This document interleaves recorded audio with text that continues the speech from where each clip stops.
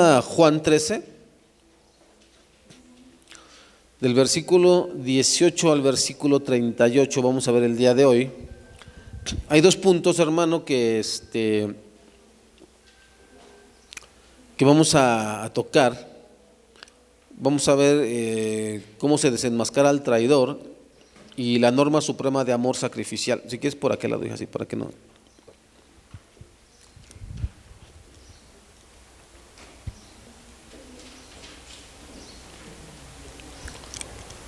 Entonces en Juan 13, vamos a leer desde el versículo 18 hasta el 38.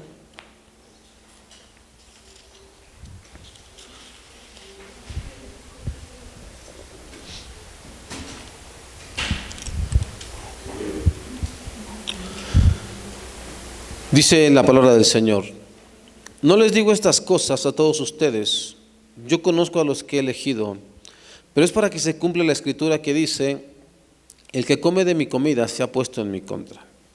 Les aviso de antemano a fin de que, cuando suceda, crean que yo soy el Mesías. Les digo la verdad, todo el que recibe a mi mensajero me recibe a mí, y el que me recibe a mí recibe al Padre quien me envió. Entonces Jesús, muy angustiado, exclamó: les digo la verdad, uno de ustedes va a traicionarme. Los discípulos se miraron unos a otros sin saber a cuál se refería Jesús. El discípulo a quien Jesús amaba estaba sentado a la mesa a su lado. Simón Pedro le hizo señas para que le preguntara a quién se refería. Entonces ese discípulo se inclinó hacia Jesús y le preguntó: Señor, ¿quién es? Jesús le contestó: es aquel a quien le doy el pan que mojo en el plato. Y después de mojar el pan, se lo dio a Judas, el hijo de Simón Iscariote. Cuando Judas comió el pan, Satanás entró en él. Entonces Jesús le dijo: apresúrate a hacer lo que vas a hacer. Ninguno de los demás que estaba a la mesa entendió lo que Jesús quiso decir. Como Judas era el tesorero del grupo, algunos pensaron que Jesús le estaba diciendo que fuera a pagar la comida o que diera algo de dinero a los pobres. Así que Judas se fue enseguida y se internó en la noche. En cuanto Judas salió del lugar, Jesús dijo: ha llegado el momento para que el Hijo del Hombre entre en su gloria y por causa de él Dios sea glorificado. Y dado que Dios recibe gloria a causa del Hijo, le dará su propia gloria al Hijo y lo hará de inmediato. Mis queridos hijos, voy a estar con ustedes solo un poco más de tiempo, y como les dije a los líderes judíos, ustedes me buscarán, pero no pueden ir a donde yo voy. Así que ahora les doy un nuevo mandamiento: ámense unos a otros, tal como yo los he amado. Ustedes deben amarse unos a otros. El amor que tengan unos por otros será la prueba ante el mundo de que son mis discípulos. Simón Pedro le preguntó: Señor, ¿a dónde vas? Y Jesús contestó: ahora no puedes venir conmigo, pero me seguirás después. ¿Pero por qué no puedo ir ahora, Señor? Le preguntó. Estoy dispuesto a morir por ti. ¿Morir por mí? Le contestó Jesús. Pedro, te digo la verdad, mañana por la mañana, antes de que cante el gallo, negarás 3 veces que me conoces. Ok.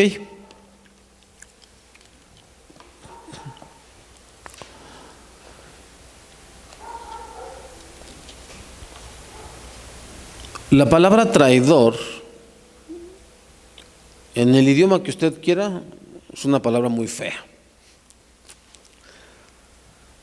Las naciones, hermano, en general, han reservado el castigo más severo, que es la pena de muerte en muchos casos, usualmente para quienes cometen ¿qué?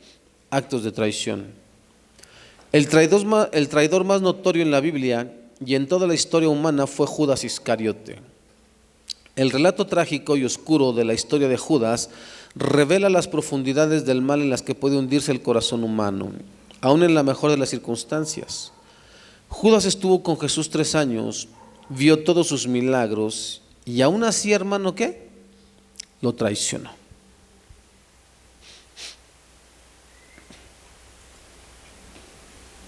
Hasta el día de hoy, hermano, el puro nombre de Judas hace alusión a ¿qué? Inmediatamente viene a la mente.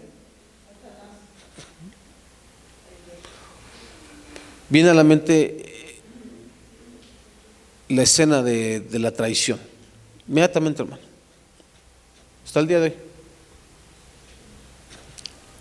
Tú no le pondrías a alguien de tu familia, de tus hijos, no le pondrías Judas, aunque el significado de ese nombre es muy hermoso, significa alabanza a Dios.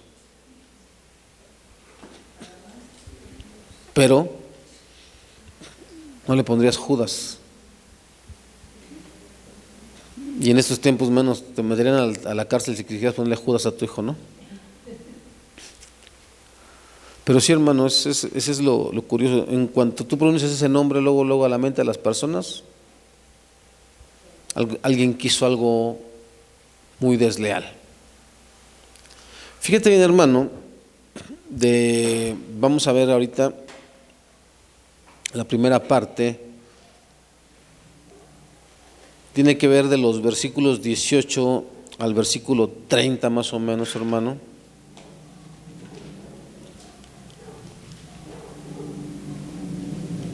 Esta primera parte en donde se desenmascara al traidor, hermano.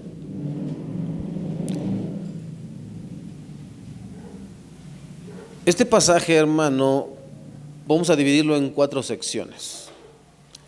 La traición anticipada en el Antiguo Testamento. El Antiguo Testamento ya mencionaba la traición de Judas.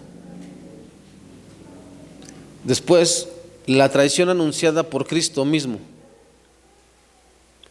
Después, la sorpresa de los 12. Es decir, imagínate que estamos aquí en la reunión y uno de ustedes me va a entregar, ¿no? Por eso es que sorprendió a todos la noticia. Y lo siguiente es que Jesús se dirige ¿a dónde? Hacia el traidor. ¿Ok? Ok. Versículo 18 nos habla de la traición anticipada. ¿Alguien me puede leer ese texto, por favor? No hablo de todos vosotros, yo sé a quién es elegido, más para que se cumpla la escritura. El que come pan conmigo, levantó contra mí su engañar. Fíjese bien. Jesús quería asegurarse de que el resto de los discípulos entendiera que cuando ocurrieran la traición y el arresto, él no sería una víctima sorprendida por Judas. Es decir, nada de esto, hermano, tomó por sorpresa al Señor. ¿Tú no crees que a Dios se le sale de las manos el control del universo? Es decir, no es que un día Dios no sabía que iba a existir un virus, ¿no? Llamado el coronavirus. No. Es parte de lo que está pasando. Y eso está en control de Dios. ¿Qué dice el Salmo 41:9? Aún el hombre de mi paz, en quien yo confiaba, el que de mi pan comía, alzó contra mí el calcañar. Escuche bien. ¿Quién era Judas Iscariote? La traducción, hermano, Iscariote es que era de ese lugar y significa hombre de Keriot, ¿sale? Es lo que significa Iscariote, hombre de Keriot. Se nos dice muy poco de su padre, se nos dice muy poco de a qué se dedicaba Judas cuando el Señor lo mandó llamar. ¿Te das cuenta que no lo dice en ninguno de los evangelios? La Biblia no menciona. Es más, ni siquiera nos dice cuándo fue que el Señor. Sabemos cuando el Señor llama a Pedro, a Andrés, a Juan, a todos, pero de Judas no se sabe. Al parecer era el único que no era de Galilea. Al parecer lo dicen los historiadores, los serios en esto. ¿A qué se dedicaba? Pero es curioso que nadie estuvo en desacuerdo cuando a él se le delegó la tesorería, porque era el que traía la bolsa del dinero.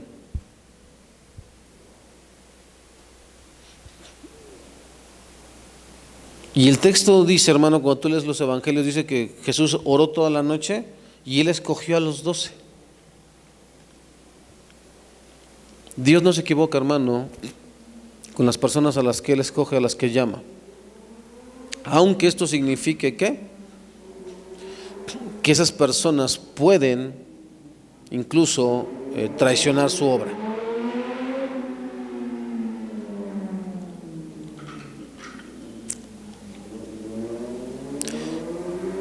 El Salmo dice, 41:9, ¿aún quién?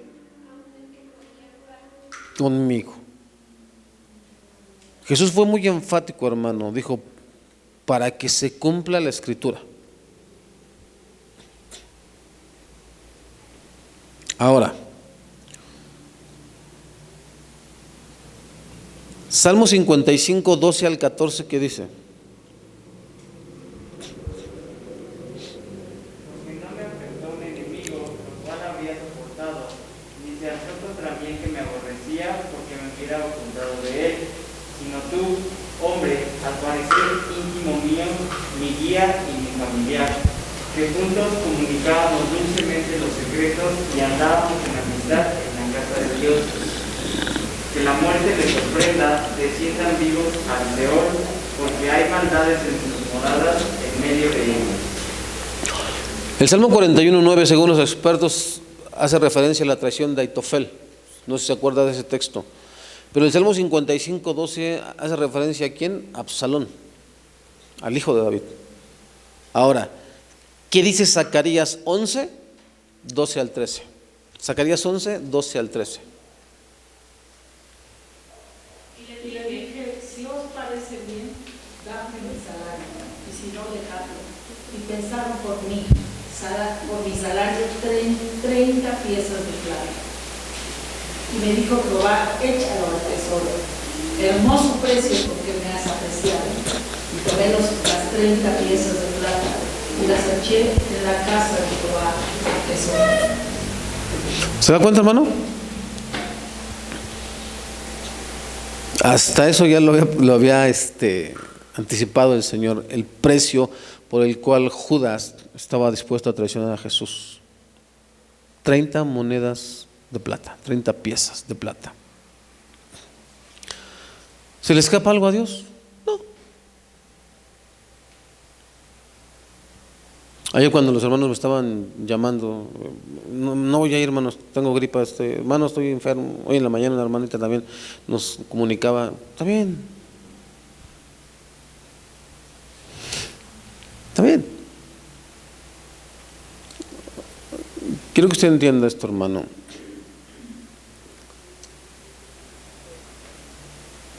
No creemos en Dios,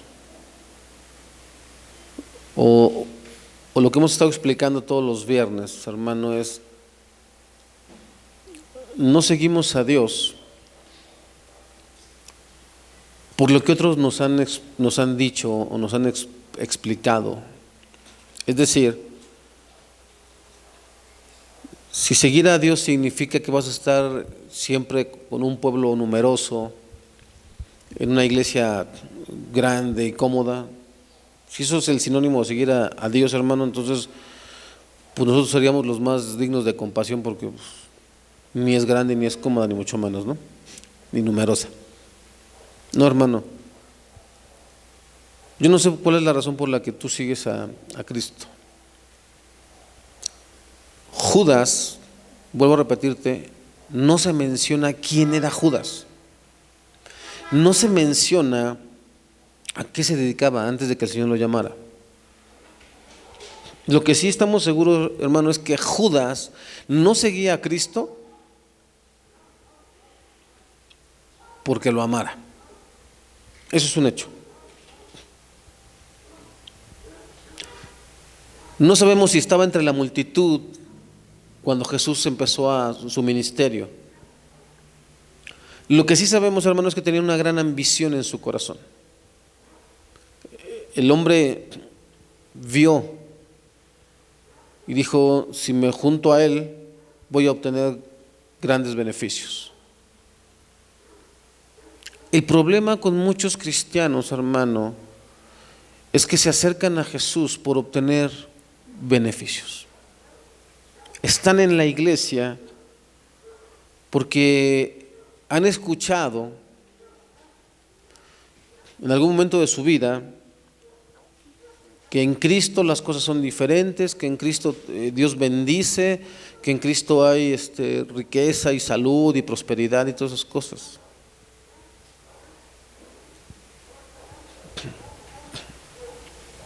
Tengo una mala noticia, hermano. No es así.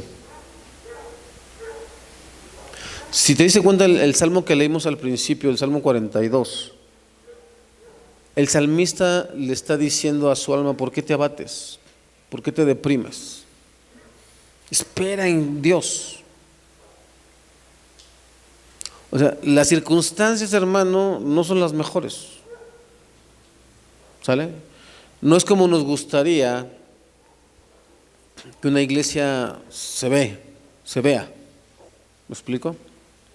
No nos gusta que los hermanos estén enfermos, no nos gusta que los hermanos se ausenten, que no vengan y eso. No nos gusta, a nadie nos gusta. Pero nuestra fe no puede depender de eso, hermano. El llamado de Dios para la vida de cada quien no está en función de lo que tus ojos ven. ¿Ok? Tú debes estar conviccionado de algo. Tú estás en Cristo porque has experimentado el poder de Dios para enfrentar ¿qué? Lo que la vida traiga, lo que el día a día traiga. Vuelvo a repetirte, hermano, hoy hay muchas personas que están anestesiadas con alcohol o con adicciones, con drogas, ¿vale? Porque no soportan la realidad que está pasando el día de hoy.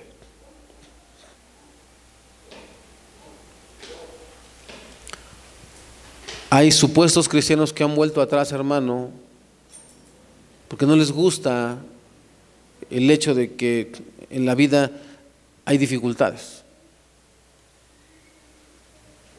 Creyeron en un evangelio que si tú tienes a Dios de tu lado, nada te va a pasar, todo te va a salir bien. Y esto no es así. Dios jamás dijo eso. Jesús jamás prometió ese tipo de cosas. Jesús prometió que en el mundo tendríamos aflicción, pero que tuviéramos ¿qué? Ánimo, que tuviéramos fe, porque Él venció el mundo. Entonces, hermano, vuelvo a repetirte, no nos dice nada de Judas. Lo que sí sabemos es que no seguía a Cristo por amor, solamente lo seguía por los beneficios que podía obtener. Y cuando se dio cuenta que los beneficios que él quería no iban a estar a su disposición, decidió ¿qué? Traicionarlo. Entonces, mira, muchos podrían alegar que entonces que Judas fue un robot en las manos de Dios, ¿no? Porque de todos modos ya estaba ¿qué? Predestinado para traicionar. No, hermano.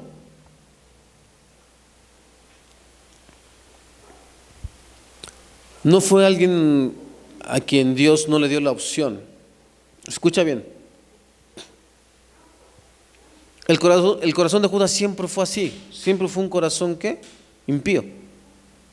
Siempre fue un corazón ambicioso. Y Jesús lo manda a llamar. Y durante 3 años y fracción, él estuvo cerca del maestro. Y en todo tiempo, hermano, siempre tuvo la oportunidad de escoger correctamente. Es decir, amar a Cristo por quien es Él y no por lo que podía obtener. Todos los que estamos aquí, hermano, incluyendo los que ahorita están en casa, a lo mejor viendo o a lo mejor no, tenemos exactamente la misma oportunidad que se le dio a Judas, de amar a Cristo por quien es Él y no por lo que podemos obtener, de convencernos a nosotros mismos de que su palabra es verdad y que necesitamos arrepentirnos de nuestra vana manera de vivir y creer como manda la Escritura. Es la misma oportunidad que se le dio a Judas. Pero él decidió no. Él dijo no. Y te voy a explicar por qué. Entonces, hermano, la traición ya estaba anticipada. Eso iba a suceder. Ahora, Jesús anuncia la traición de Judas. Versículos 19 al 21. Les aviso de antemano a fin de que cuando suceda, crean que yo soy el Mesías. Les digo la verdad, todo el que recibe a mi mensajero me recibe a mí, y el que me recibe a mí recibe al Padre quien me envió. Entonces Jesús, muy angustiado, exclamó: les digo la verdad, uno de ustedes va a traicionarme.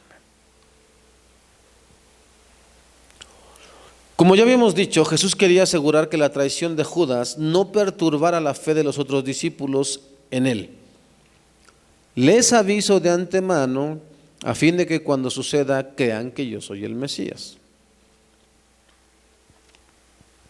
Ellos sabrían que Jesús conocía todo. Ante la traición de Judas, muchos pudieron haberse desanimado. Analice usted.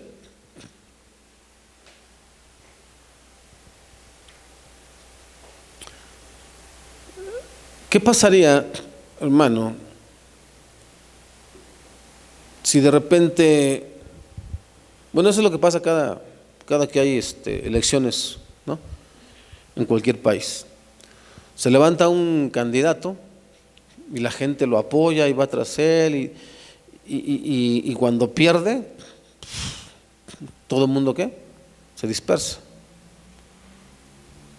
Ante la traición de Judas, hermano, ante lo que era inminente que iba a venir, muchos pudieron haberse ¿qué? Desanimado.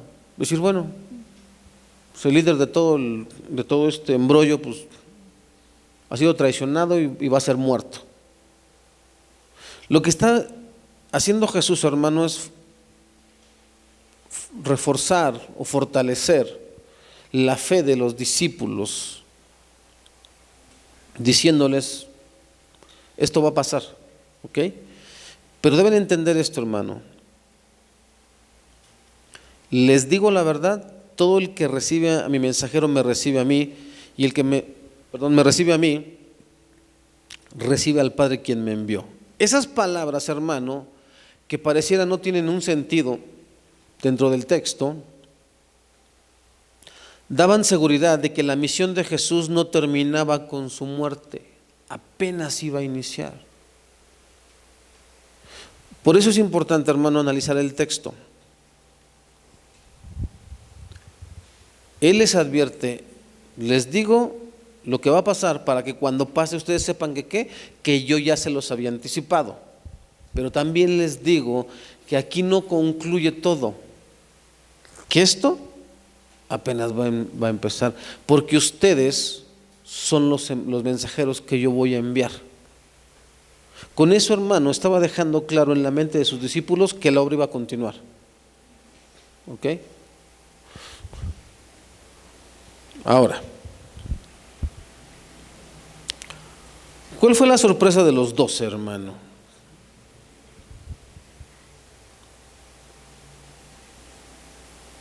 Los discípulos se miraron unos a otros sin saber a cuál se refería Jesús. Él dijo, ¿uno de ustedes qué? Me va a traicionar. Debió ser muy impresionante para los 12 escuchar al maestro decir que uno de ellos lo iba a entregar. Ahora, ¿qué es lo que más llama la atención, hermano? Yo quiero que tú pienses por un momento. Te di algunas pistas. La Biblia no nos dice nada acerca de Judas Iscariote, salvo que era ¿qué?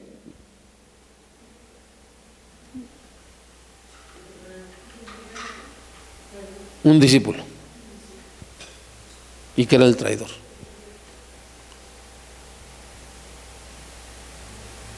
¿Qué ves de sorprendente en la vida de Judas Iscariote?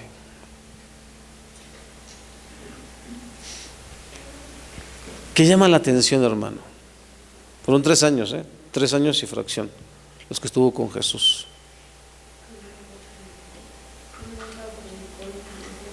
¿Mandé? Él nunca predicó lo que le enseñó. No.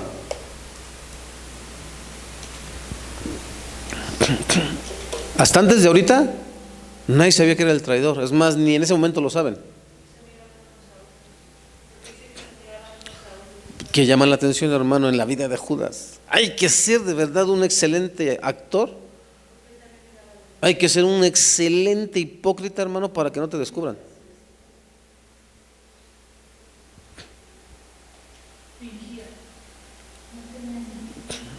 O sea, lo que debemos entender es esto, hermano. No podemos, incluso, hermano, creer. No podemos. ¿Por qué crees que la Biblia dice que maldito el hombre que confía en el hombre? ¿Por qué crees que siempre te he dicho, deja de idolatrar ídolos de barro? Es que este pastor, es que ese hombre de Dios, esa mujer. No, hermano. Porque nadie se dio cuenta. Nadie sospechaba de Judas. Hay que ser un excelente actor. Hay que ser muy cuidadoso, hermano, para que esto no se destapara hasta ese momento. El asunto es que resulta muy impresionante que nadie se había percatado de nada, lo cual nos dice que Judas era un excelente actor. Pero también, hermano, hay otra cosa que destaca en el texto: el amor incondicional de Jesús.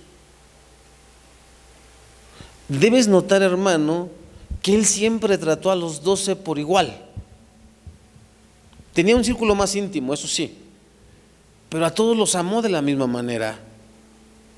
Hasta en ese momento, cuando le está diciendo que lo va a traicionar, lo está amando, le está dando la oportunidad de arrepentirse. Cuando el Señor expone a través de la predicación de la palabra nuestras fallas, hermano, nuestros pecados, no es para exhibirnos, es para que nosotros nos demos cuenta que estamos mal y que pidamos perdón a Dios y que seamos, ¿qué?, restaurados. En esta iglesia, hermano, muchos se han ofendido por la forma en que se predica y ya no vienen. Y lejos de haber entendido, hermano, que debían rectificar sus vidas, prefirieron seguir en su ceguera. Lejos de arrepentirse, prefirieron ir y buscar quien les endulzara el oído. Entonces, hermano, necesitamos entender qué es lo que hay dentro de nosotros, luz o tinieblas. Porque si yo tengo luz, entenderé que Dios quiere que me siga santificando. Pero si tengo tinieblas, lo voy a tomar como una ofensa, lo voy a tomar personal. Ahora, Jesús nunca trató de manera diferente a Judas, sabiendo quién era él. Ahora, una cosa que vuelve a destacar en el texto, hermano, es que una vez más Pedro es el que toma la iniciativa. Simón Pedro le hizo señas para que le preguntara a quién se refería, ¿no? Pues ¿por qué no se lo preguntó él directamente a Jesús?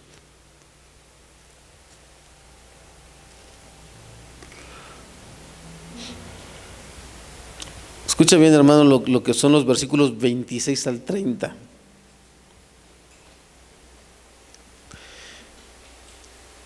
Dice que entonces Juan, quien no se identifica como el discípulo amado, ¿no? Dice, entonces ese discípulo se inclinó hacia Jesús y le preguntó: Señor, ¿quién es? Jesús le contestó: es aquel a quien le doy el pan que mojo en el plato. La importancia, hermano, te decía yo, de estudiar el texto, es que, sinceramente, yo, mientras no estudié la escritura, hermano, para mí no tenía mucho sentido. A ver, ¿quién es, Señor? Al que yo le dé el pan mojado, es eso. Mi interpretación en aquel tiempo, hermano, era, vean, es el traidor. Pero si tú lees el texto, hermano, fíjate cuán amor de Jesús por Judas porque Él no es como nosotros, hermano. Si alguien en la congregación hiciera algo mal, ¿qué crees que haríamos todo? No solamente lo señalaríamos, lo divulgaríamos. Debió haber sido muy apenas audible, o a lo mejor hasta el oído cuando Jesús le dijo: ¿a quién yo le doy el pan mojado? Punto.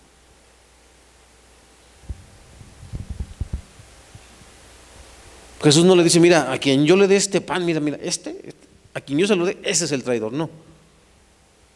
¿Te das cuenta, hermano? Eso es lo que nosotros los cristianos no sabemos hacer, hermano. A nosotros nos encanta difamar.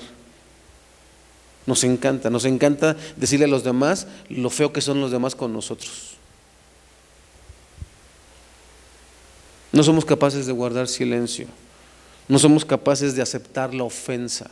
Si alguien me ofende, los demás tienen que enterarse de que me ofendieron. No sabemos guardar silencio, no amamos como Jesús. Por eso leíamos el viernes: el que dice que está en la luz y aborrece, ese no tiene la luz verdadera. Nosotros, hermanos, no sabemos cubrir las ofensas que nos hacen. ¿Por qué? Porque luego las desnudamos. Queremos que todo el mundo se entere que hay alguien que no ama.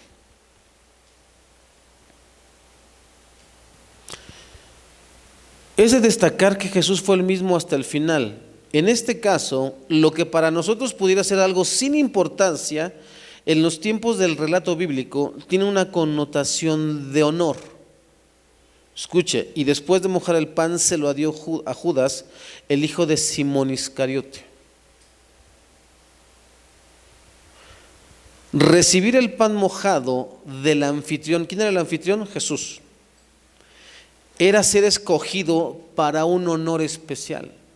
Todavía Jesús está honrando a Judas.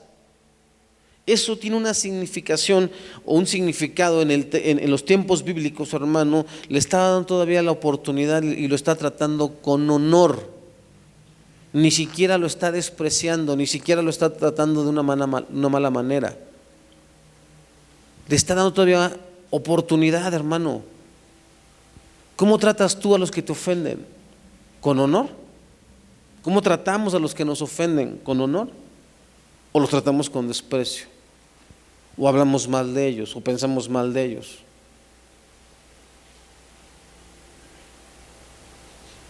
Esto, hermano, es algo que está aquí en el texto y que solamente analizándolo es como vamos a descubrir, hermano, por qué hay tanto énfasis, por qué es tan característica la conducta de Jesús, por qué es completamente diferente, porque eso es un corazón limpio, hermano.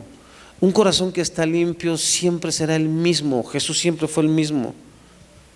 Dios siempre es el mismo. Dios no es como nosotros. Jesús no es como nosotros. El Espíritu Santo no es como nosotros.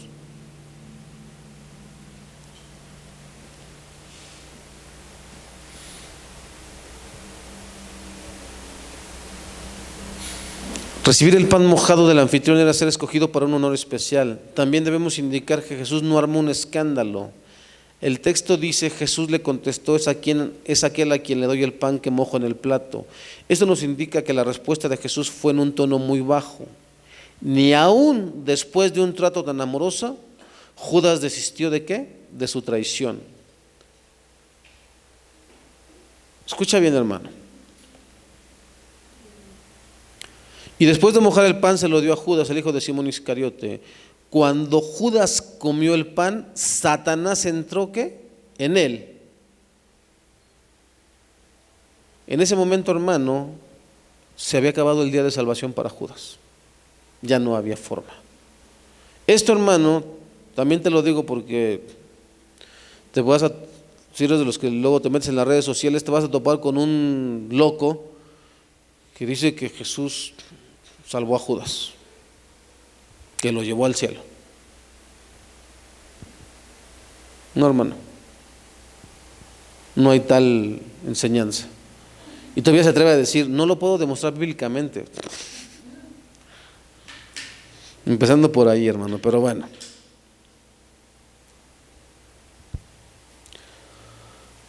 Cuando Judas comió el pan, Satanás entró en él. Podemos entender que no importa lo que Dios haga por un pecador, cuando la voluntad ha sido conquistada por el pecado, nada cambiará. Incluso los planes de Dios se cumplirán a pesar de los pecadores.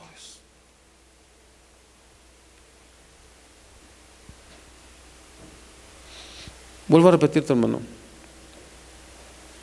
El plan de Dios era que Jesús muriera, ¿qué? Crucificado. Judas lo entrega. Va y le dice, yo los voy a llevar a donde va a estar. Y lo entrega. ¿Por qué no lo mataron antes, hermano? ¿Por qué no lo agarraron a pedradas o lo golpearon? Porque iban con palas y con palos y con un montón de cosas para apresarlo. Porque no importa, hermano, lo que las personas hagan. No importa de verdad, hermano, cuánto se esfuercen los científicos por encontrar una vacuna contra este virus, hermano. Cuando Dios diga que esto se acaba y ya, punto. Así tengas todas las dosis del mundo. Cuando Dios dice que esto se acaba, hermano. ¿Vale?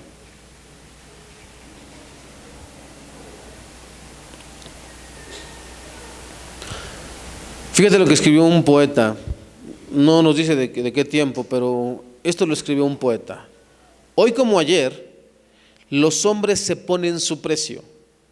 Por 30 monedas no vendió a Cristo. Es decir, Judas no vendió a Cristo por 30 monedas. Por 30 monedas se vendió él.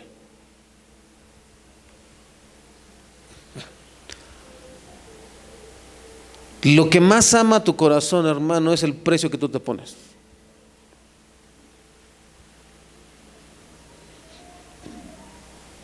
La razón por la que tú le des la espalda a Cristo es el valor que tú te pones. Si para ti una relación es más importante que Cristo, ese es tu valor. Si para ti algo material es más importante que Cristo, ese es tu valor. Si para ti perseguir tus anhelos es lo más importante, ese es tu valor, hermano. Te vuelvo a aclarar lo que te decía yo el viernes que hemos estado platicando con algunos jóvenes de la iglesia. Cuando decimos que no vayas tras los anhelos de tu corazón, no te estamos diciendo que no te puedes realizar, nunca estamos diciendo que no estudies ni que te prepares, no estamos diciendo eso. Te estamos diciendo que todo lo que hagas glorifique a Dios. Sé el mejor estudiante, sé el más destacado.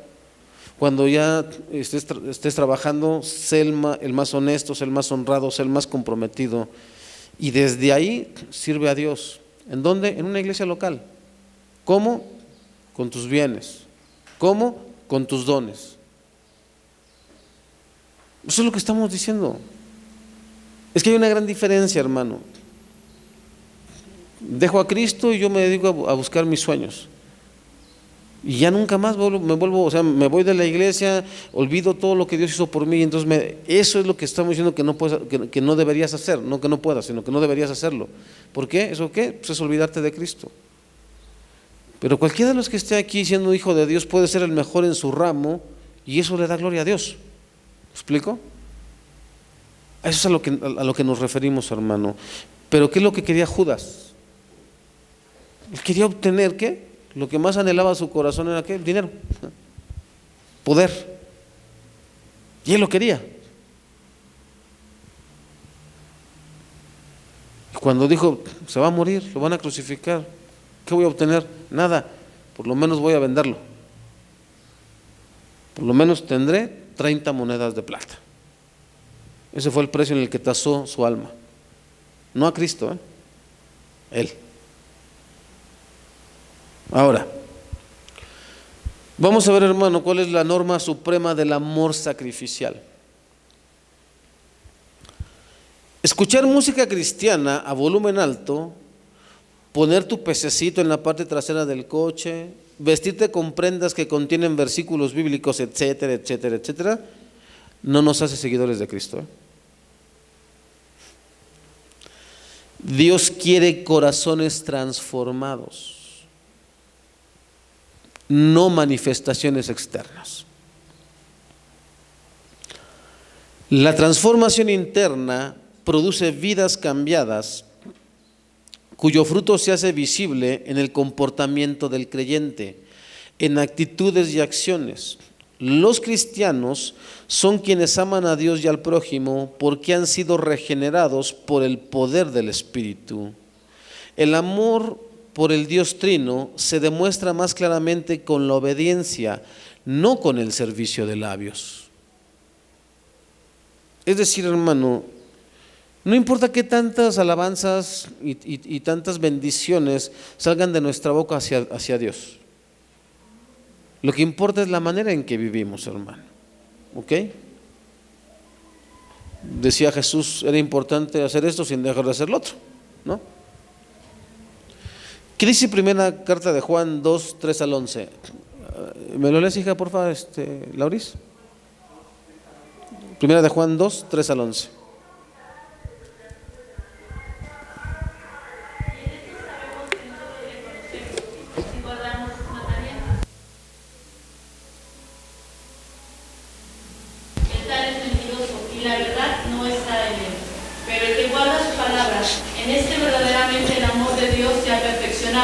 Por eso sabemos que estamos en Él.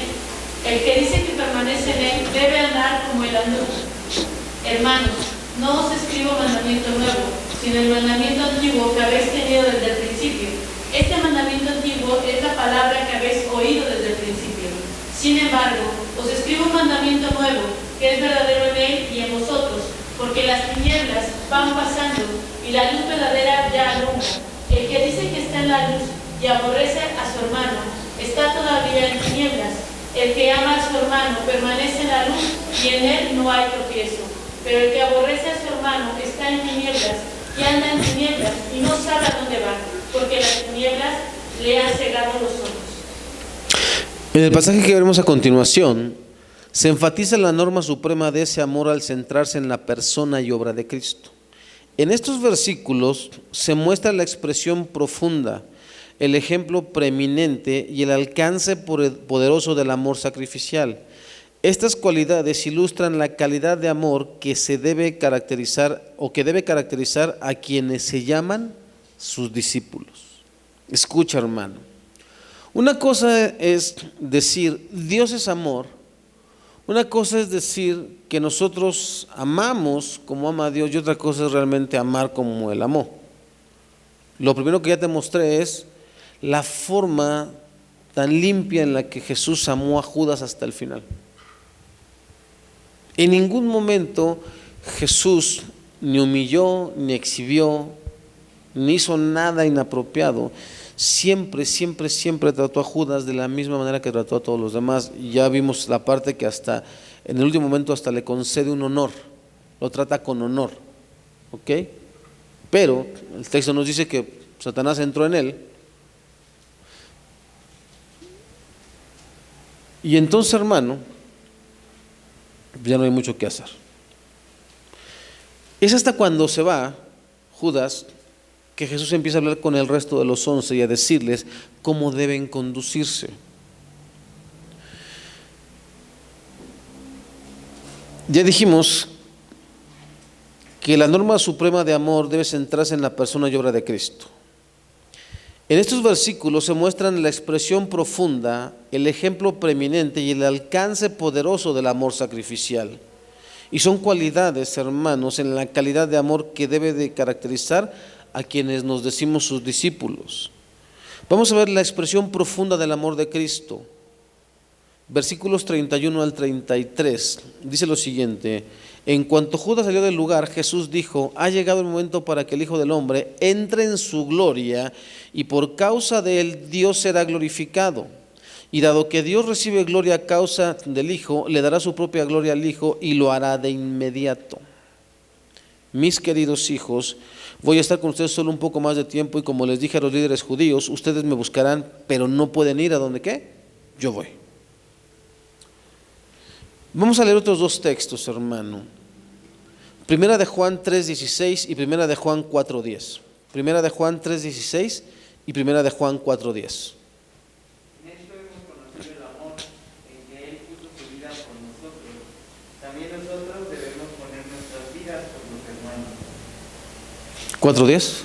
En esto consiste el amor, no en que nosotros hayamos amado a Dios, sino en que Él nos amó a nosotros y envió a su Hijo en propiciación por nuestros pecados. Esos dos textos, hermano, Primera de Juan 3:16 y Primera de Juan 4:10, sirven de preámbulo para las palabras de Jesús. Ha llegado el momento para que el Hijo del Hombre entre en su gloria y por causa de él, Dios sea ¿qué? Glorificado. ¿Cómo fue que Jesús recibió gloria por medio de la cruz? Hubo por lo menos 3 maneras en las que recibió gloria Jesús a través de la cruz. A través de su muerte, ¿qué se obtuvo? La salvación. Y eso le da gloria a Cristo. Por eso dice,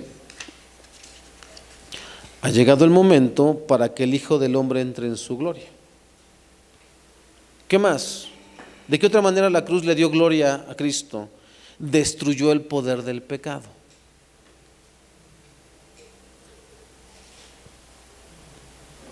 ¿De qué otra manera le dio gloria a Cristo la cruz? Destruyó el poder de Satanás y de su imperio. De esas 3 maneras es que ahora Jesús recibe gloria y lo recibió en ese momento. Ahora, aparte de recibir gloria por medio de su muerte, Dios también se glorificó en él por medio de la cruz. La naturaleza gloriosa de Dios se mostró de manera suprema. De 5 maneras se mostró la gloria de Dios. La muerte de Cristo mostró el poder de Dios. ¿En qué manera? Resucitando de los muertos ¿a quién? A Cristo. ¿De qué otra manera glorificó el Hijo al Padre? La muerte de Cristo declaró la justicia de Dios. Él fue el pago ¿por quién? Por nuestros pecados. Acuérdate, la ira de Dios no se podía satisfacer si no era a través de quién? De un sacrificio perfecto. ¿Quién fue ese sacrificio? Jesús. ¿Qué más? La muerte de Cristo reveló la santidad de Dios. Dice la Biblia que Dios es tan limpio de sus ojos que no puede mirar ¿qué? Pecado. Y por eso hubo un distanciamiento entre el Hijo y el Padre. Y eso habla de la santidad de Dios. La muerte de Cristo expresó la fidelidad de Dios. Desde los tiempos de Adán y Eva, ¿te acuerdas qué fue la promesa que le dio Dios a Eva? ¿Que pondría enemistad qué? Desde ahí, Él había prometido ¿qué? Un redentor. Y lo cumplió. Esa es la fidelidad de Dios. Él dijo que las cosas van a pasar y van a pasar, hermano. Y lo otro, la muerte de Cristo fue la demostración más poderosa del amor de Dios en toda la historia. De tal manera amó Dios al mundo que ha dado a su Hijo unigénito. Nadie, hermano, nadie ha hecho eso jamás. Nadie de nosotros daríamos a uno de nuestros hijos para que muriera por alguien más. Solo Dios.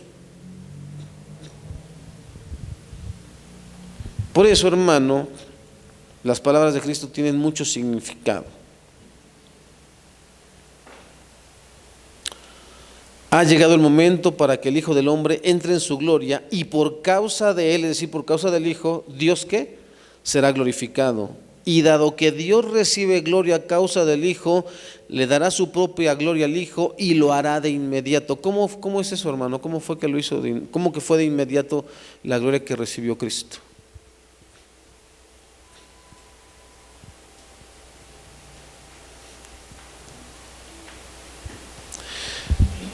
Filipenses 2:9, ¿qué dice?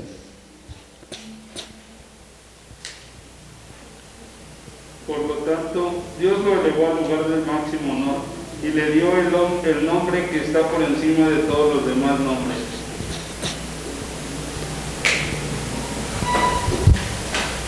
En cuanto Cristo muere, hermano, pasan los 3 días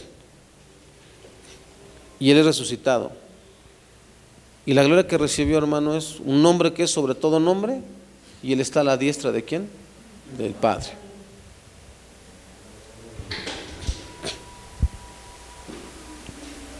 Todos, hermano, aquellos que de verdad creamos en Cristo y vivamos de tal manera que creemos que esto es verdad y que morimos en esta verdad, hermano, también seremos recompensados. Esa es la seguridad que tenemos. Esa es la seguridad que debería bastar para que tú y yo sigamos firmes y adelante en esto, en la palabra del Señor, en el amarnos unos a otros, hermano, en el poder decir, ¿sabes qué, Señor? Tú estás en control de todo. Nosotros creemos que tu palabra es verdad y que pues a quien vamos a acudir es a ti cuando haya dificultades, cuando el corazón quiera desmayar, cuando, como decía el salmista, el alma se turbe,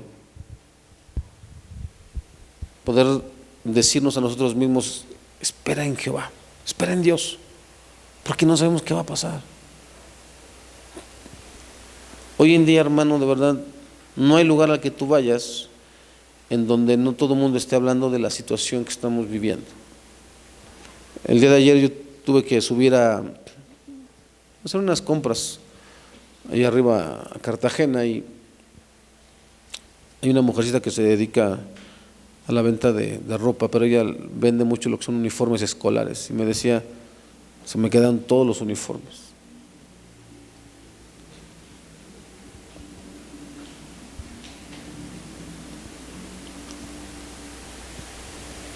Y si tú les hablas de Cristo, hermano, las personas no le dan importancia a su alma. Lo que más le preocupaba a esta mujercita es que se me quedaron todos los uniformes y mi inversión está ahí. Pero su alma no le preocupa. Hermano, tú y yo no podemos caer en el mismo error. Sí, yo sé que son tiempos difíciles. Yo sé, hermano, que la situación está verdaderamente difícil. Pero no podemos perder de vista, hermano, que lo que más importa de nosotros es nuestra alma. Es decir, ¿cómo será nuestra conducta aún en medio de esta situación? ¿Le daremos la espalda a Dios? ¿Haremos cosas indebidas porque se ha cortado el brazo de Dios? ¿O aprenderemos a confiar en Dios, hermano, aún en medio de estas situaciones?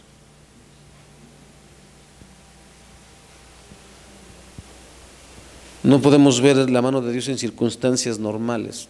Necesitamos recordar, hermano, todo lo que hemos visto durante todos los años que tú lleves de cristiano, o al menos los 7 años de esta iglesia. Necesitamos recordar tantos temas que hemos visto y tantas experiencias de vida que hemos contado.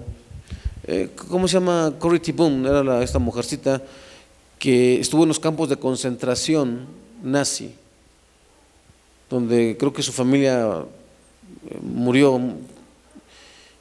Y un día estaba dando una charla esta mujercita, y entonces de entre el público se para un hombre alto con pelado militar y se dirige hacia ella, y ella se da cuenta y dice, no lo quiero saludar,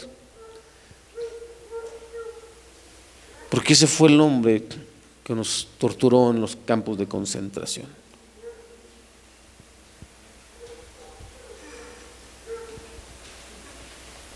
Es ahí cuando nuestra fe va a ser probada, hermano.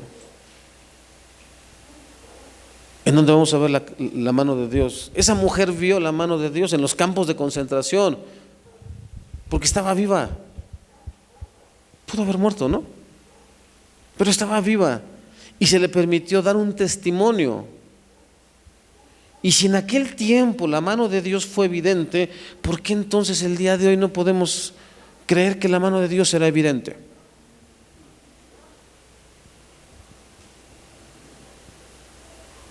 Si cuando éramos enemigos de Dios, la mano de Dios estuvo ahí, la presencia de Dios estuvo ahí guardándonos incluso en nuestras necedades, ¿por qué el día de hoy Dios se mudaría? ¿O por qué el día de hoy Dios se desatendería de nosotros? Es ahí donde hay que estar y permanecer fieles, hermano, fieles. Vuelvo a repetirte, hermano, si tú consideras que el estar enfermo de las vías respiratorias es causa de contagio para otros, quédate en casa y ya que te recuperes, pues vente para acá, ¿sale? Pero si tú crees que bajo las medidas que tenemos que guardar podemos estar aquí, pues vente para acá. ¿Me explico? Es en estos tiempos, hermano, es cuando no hay nadie, es cuando muchas voces están calladas, es cuando nosotros debemos levantarnos y entonces, Señor, tú estás aquí, tú eres real. No venimos por las personas que vienen. No importa si está mi vecino o el hermano que más estimo en la congregación, eso no, yo vine a verte a ti, Señor. Yo vine a buscarte a ti. Yo vine a decirte a ti, Señor, te necesito. Es aquí, Señor, donde yo quiero experimentarte, Señor. No cuando hay iglesias llenas. Es tan sencillo cuando hay iglesias llenas, hermano. Para mí era bien sencillo en aquellos tiempos, en los primeros años de mi cristianismo. Era bien hermoso llegar el domingo porque ya estaba todo. Tú ya nomás llegabas a ser uno más, ¿no? A sumar tu voz a los cientos de voces que había en ese momento. Es muy fácil salir de la reunión el domingo al mediodía y vamos a comer, y ir 20, 30 jóvenes o adolescentes y hablar de Cristo y gozarnos en Cristo. Eso es bien sencillo, hermano. Pero cuando eso no existe, ¿por qué tiene que acabarse el gozo? ¿Por qué tiene que acabarse la fe?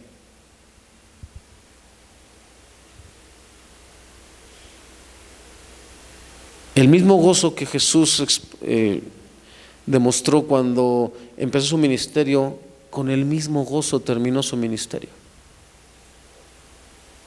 glorificando al Padre. Así es como debemos vivir, hermano. De eso se trata la fe. Cuando hay y cuando no hay. Cuando todo es viento en popa y cuando todo es contracorriente. Vuelvo a repetirte, hermano, no, aquí es donde tiene que venir a tu mente todas las enseñanzas de la Escritura. Cuando empezamos el Evangelio, ¿te acuerdas que vimos que los discípulos van en la barca y el Señor iba dormido?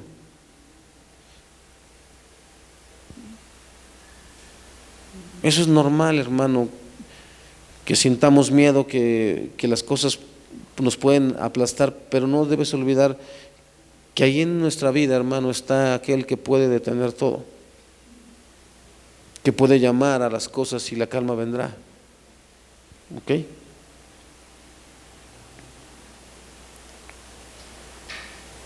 ¿Cuál es el ejemplo preeminente del amor de Cristo? Versículos 34 y 35, hermano.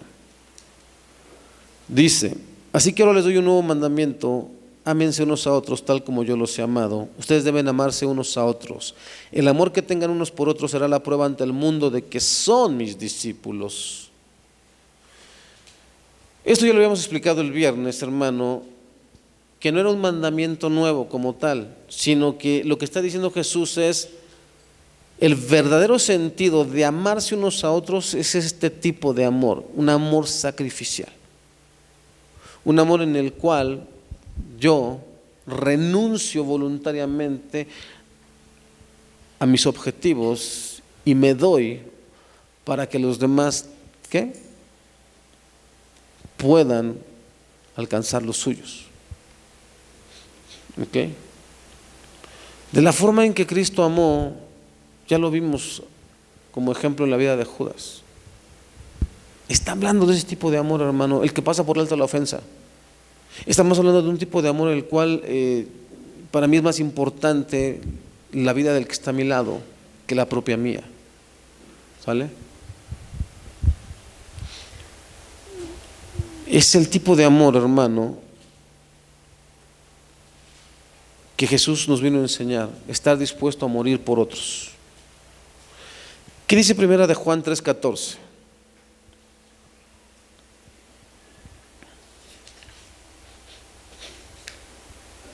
sabemos que hemos pasado de muerte a vida en que amamos a los hermanos. El que no ama a su hermano permanece en muerte. Amar a los hermanos también tiene que ver, hermano, con que el día de hoy, si tú no los ves aquí, intercede por ellos, ora por ellos, pídele a Dios que los fortalezca y que los sane. Amar a los hermanos es cuando nuevamente estemos juntos, no preguntes, simplemente recíbelos como lo que son tus hermanos en la fe y ya. Si puedes bendecirlos, bendícelos. Si puedes hacer algo por ellos, hazlo. Eso es amar a los hermanos.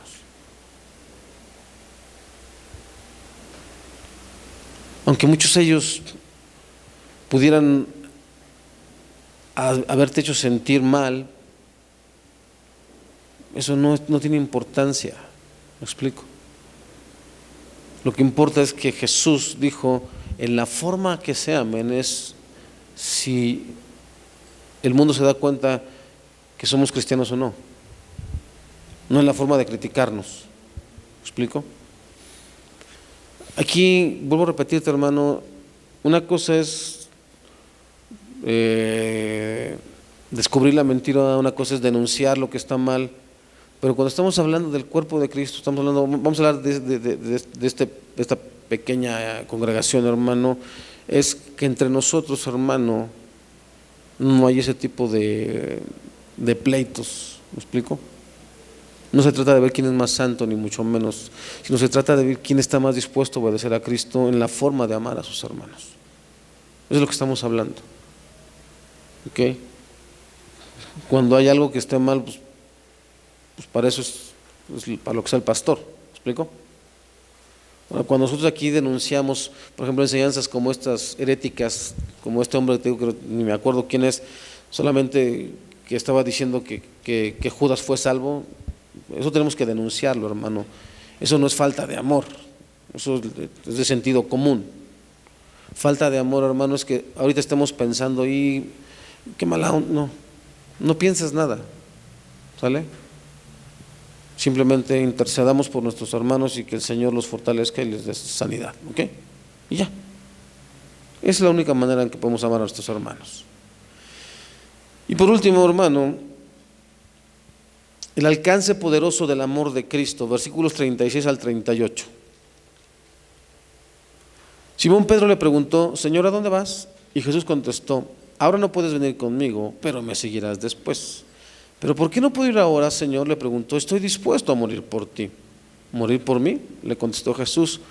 Pedro, te digo la verdad, mañana por la mañana antes de que cante el gallo negarás 3 veces que me conoces. El diálogo de Jesús con Pedro, hermano, ilustra doblemente el alcance del amor de Cristo. Esto fue hecho posible mediante su sacrificio en la cruz. Por un lado, su conversación demostró la importancia del amor de Cristo porque garantizó la vida eterna de sus discípulos. Por otra parte, también evidenció el poder del amor de Cristo porque demostró ser más grande que la cobardía desleal de Pedro y de los otros discípulos.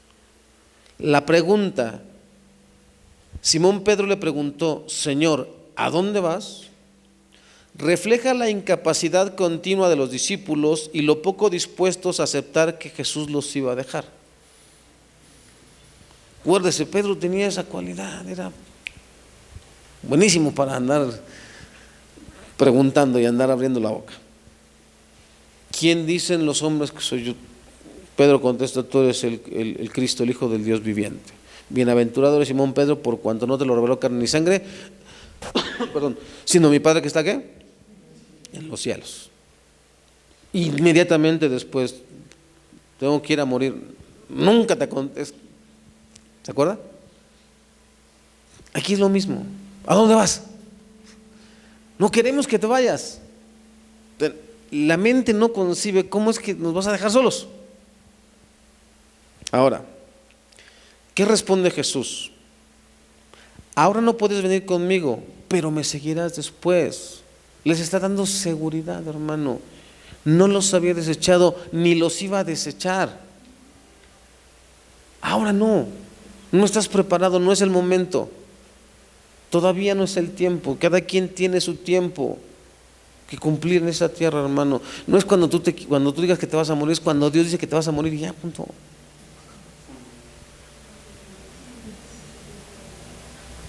Tenga su diagnóstico, tiene usted cáncer. Señor, ya es lo que tengas que hacer. La última palabra la tiene el Señor. ¿Ok? También no hacer nada es una respuesta. Tiene cáncer, me voy a morir. Hermanos, 3 meses me muero. Y no haces nada. Y te tiras a la depresión. Está bien. Pues es lo que tú escogiste. Porque ¿para qué sufrir tanto si después de todo me voy a morir? Está bien, hermano. O sea, cada quien decide cómo responder ante las circunstancias de la vida, con fe o sin fe. ¿Me explico? Pero a veces solamente es Dios probándonos. Dios probándonos.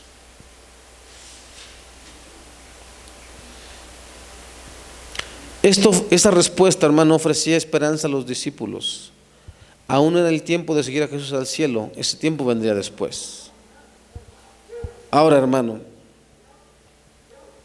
escuche bien las palabras de Jesús. Perdón, de Pedro. ¿Pero por qué no puedo ir ahora, Señor? Le preguntó. Estoy dispuesto a morir por ti. Una cosa, hermano, es estar en un cuarto con 11 amigos tuyos y el Señor, y después de haber cenado, decir, yo muero contigo, Señor. Y otra muy distinta es estar en el huerto de Getsemaní con una turba enfurecida y decir, yo muero por ti, Señor. No es lo mismo, ¿va? Una cosa, hermano, es estar en una iglesia llena, grande, con todo armado, y decir, sí, Señor, creo en ti, sé que tú eres. Y otra cosa, hermano, es estar aquí y que le digas, sí, Señor, creo en ti.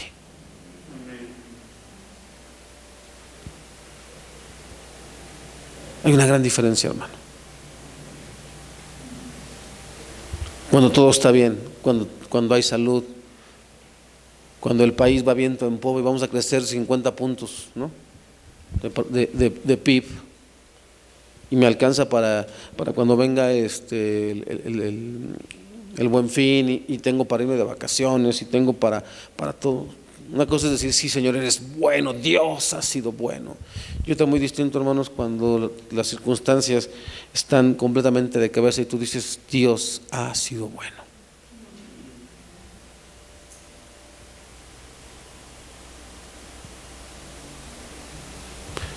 ¿Sabes que la respuesta de Jesús dejó callado a Pedro?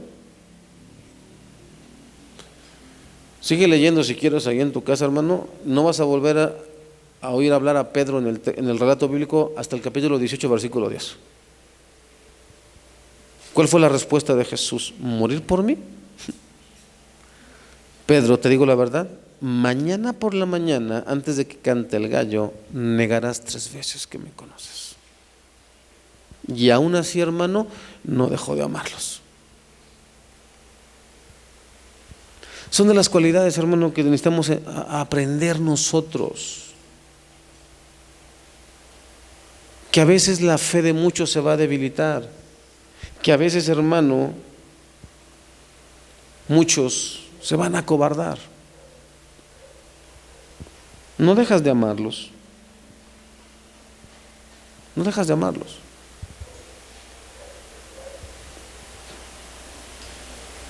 Y te fortaleces en Dios. Son advertencias, hermano, para ti, para mí, de que no seamos tan rápidos para abrir la boca, hermano. Mira, muchos de nosotros enmudeceríamos de igual manera si hoy el Señor nos preguntara: ¿qué de las palabras que dijiste cuando te convertiste? ¿Qué le prometiste al Señor cuando Él llegó a tu vida?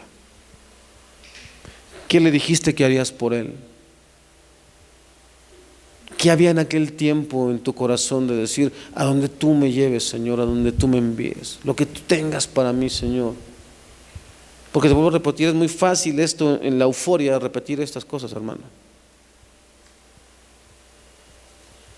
Es muy fácil cuando hay campamentos, cuando hay actividades para jóvenes, para la iglesia misma. Pero cuando no hay nada que hacer más que sentarse y escuchar la palabra, hermano, ¿cuáles son tus palabras, hermano?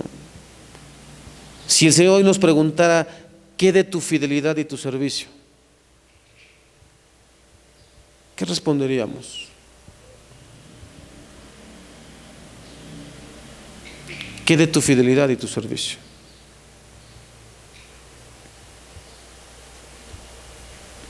Muchos de nosotros, hermano, en aquel tiempo dijimos: Señor, yo te voy a servir, pase lo que pase. O al menos yo sí. Estoy hablando de mis inicios.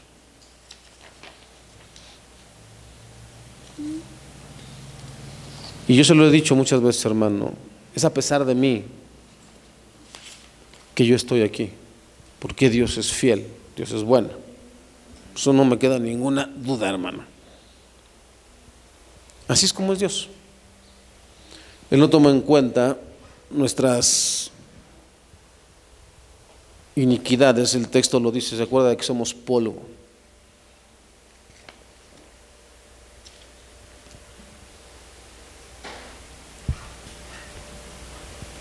Y a pesar, hermano, de que seguimos pecando contra Él, a pesar, hermano, de que somos infieles, Él permanece fiel. Él nos sigue amando, nos sigue demostrando el mismo amor que le demostró a todos sus discípulos. No solamente a Judas, a todos se los demostró de la misma manera, hermano. A ese incrédulo de Tomás lo amó. A ese impetuoso Pedro lo amó. Después lo restauró, hermano. Después de que lo negó, el Señor va y lo restaura. A Juan lo amó. A Santiago, a Andrés, cada uno de ellos. A cada uno de ellos lo amó, hermano. Y de la misma forma nos sigue amando el día de hoy a nosotros. Con ese mismo amor, hermano. Él sigue creyendo que en esta congregación y en este grupo, que unos hoy están en casa y otros hoy estamos aquí, hermano, de aquí, Él sigue creyendo que hay corazones que lo aman de verdad. Y eso es lo más importante, hermano. Que Él nos sigue amando exactamente igual, como siempre ha amado a los suyos. ¿Okay? Vamos a tener un último canto.